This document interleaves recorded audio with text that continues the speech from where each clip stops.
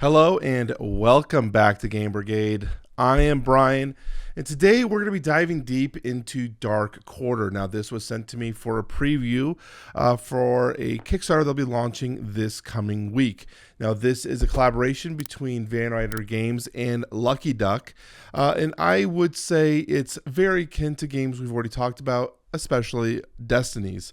Now, that's something you're going to hear a lot from people throughout the content creator space, relating this game to other known quantities like Chronicles of Crime and Destinies. And I really tried my hardest to try to stay away from that and to say, okay, what is Dark Quarter on its own? How does it stand up on its own? But it definitely does take a lot of influences from its past predecessors as it develops its own space here in the narrative-driven, app-driven world. So let's dive in to Dark Quarter.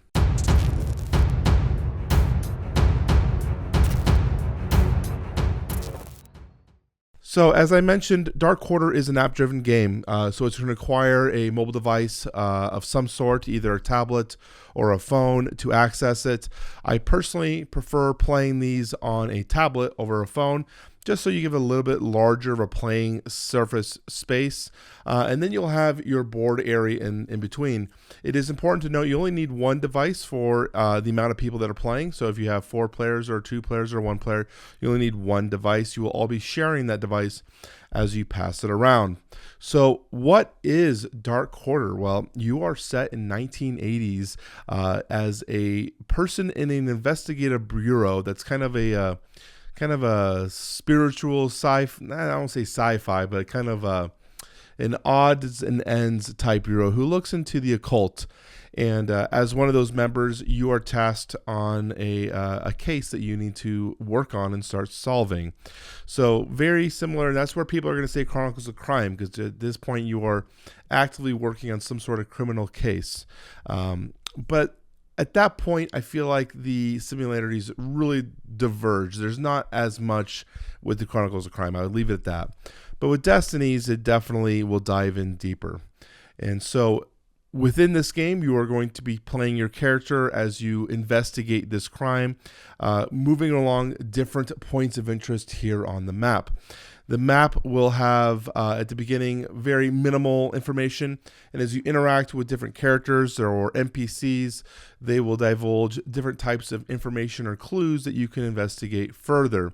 The game is very handheldy in the sense that it will immediately tell you that it's a clue or you learned something important. It's going to literally say, you found a clue, and it's going to put a new point of interest on the map for you to investigate regarding your case. So unlike other detective style games where you have to kind of use more deduction and really read into the narrative, read into what the characters are saying to try to put the pieces together, this one does in a way handhold you as you go through the story.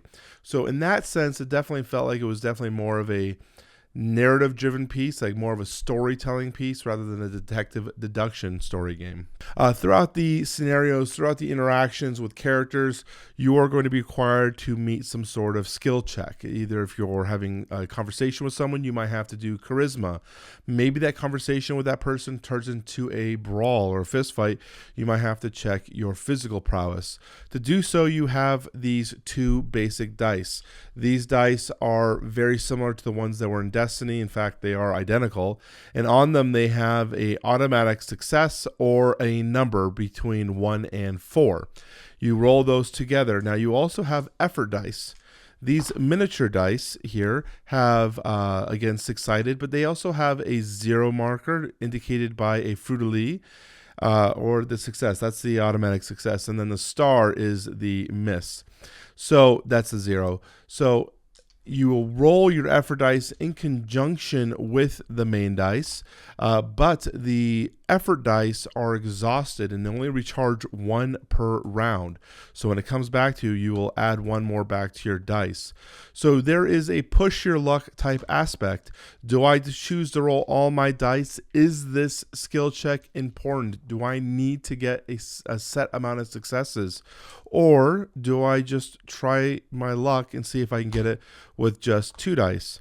The interesting aspect about this game, and it was also known in Destiny's, is that you don't know how many successes you actually need to pass whatever check you're trying to accomplish.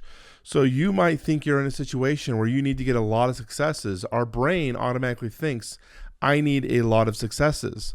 So you're going to want to roll as many dice as possible, but sometimes it might just, require you to get 0, and something's going to happen regardless. It's interesting how that works and how that pushed that luck aspect, because you really don't know how many successes you need to pass, and in fact, if 1 success or 2 successes or 4 successes provides a different outcome. So I do appreciate that aspect of the game. The way these successes are checked is you have your player board. Now, obviously I can't pick up this one because I've got a bunch of cubes on it, but you've got your player board here, and you're going to have cubes lined out along the sections here, and there's 4 different sections, from your deduction skill, your combat skill, your mysticism, and your charisma. When you meet a character, it's going to ask you to do a roll of skill check, and it's going to reference which one of these 4 you're going to be referencing. And you roll, and you're going to count, you're going to add the sum of the total of the dice and see where you attract on this from 1 to 12. You obviously want to roll as high as you can, because you're going to try to count up, and then as many cubes as you've met will equal the amount of successes. So you could have 4 successes, 3 successes, etc. These dice, as I said, also have automatic successes. So instead of rolling a number, it'll just say this dice counts as a full success, and you'll add up your other dice in conjunction with those automatic successes. There are skill cards that players will be unlocking. They will have a starting one that's obviously given to them for free, and then they will unlock additional ones with the use of experience. These can change the types of rolls you get, the types of successes you can get. The one that gives you a 0 can instead count as 2 if you decide to unlock that ability. I really like the upgrade system, and it's something that's a big divergent from Destiny's.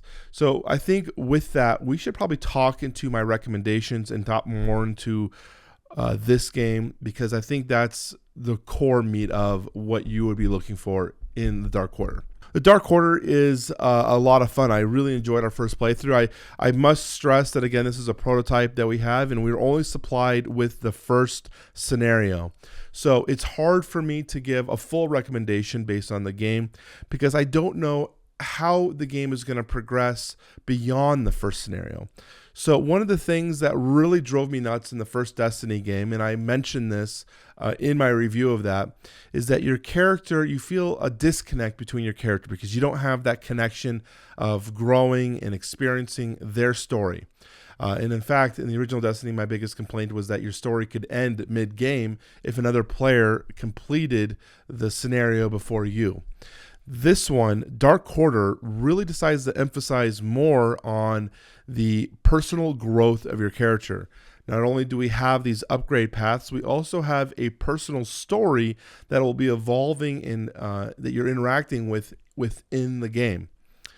Every character is flawed in some way, so they're all going to have a backstory, some sort of nagging issue that they're going to be dealing with, as well as the story that they're dealing with in the game.